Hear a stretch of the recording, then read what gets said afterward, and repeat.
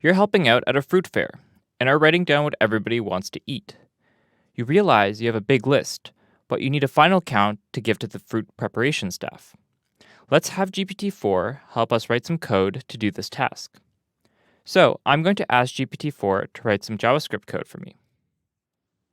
Let's head over to our exercise files and grab our first prompt.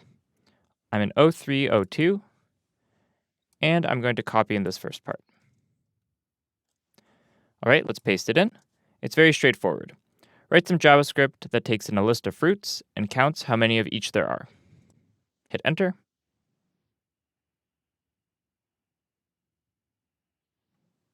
We got some code, and we even got a test list here to try out. Let's go ahead and copy this, and we're going to run it in our browser. We're going to hit inspect.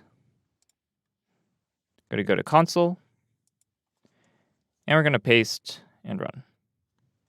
And there we go. The output matches what we saw in our test.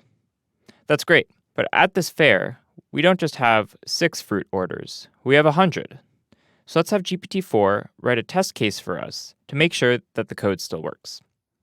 Let's close this, head back to our exercise file, and grab the second prompt.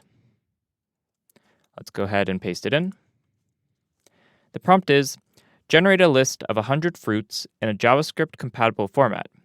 Have 6 different fruit types in your list. If we don't include that second part, we're just going to get apple, banana, orange over and over again. We actually got some JavaScript code to generate this list. Let's ask GPT-4 to just give us the list. Just give us the list of 100 fruits.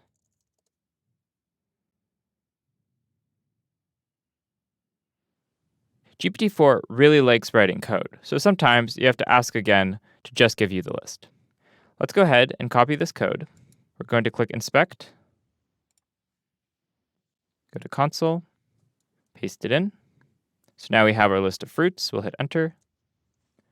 Now we'll scroll up and then grab this code, paste it in, and just remove this first list of fruits. And remove its output. And hit Enter. And there we go. We got 18 apples, bananas, oranges, kiwis, grapes, and strawberries. And there we go. We're successfully able to use GPT-4 to help us with our task. We were able to generate some code to perform our fruit counting session. Before we actually write this code and run it for an even bigger fair, we need to make sure that we consult with a senior developer to make sure that there are no bugs. Sometimes GPT-4 still gives us buggy code.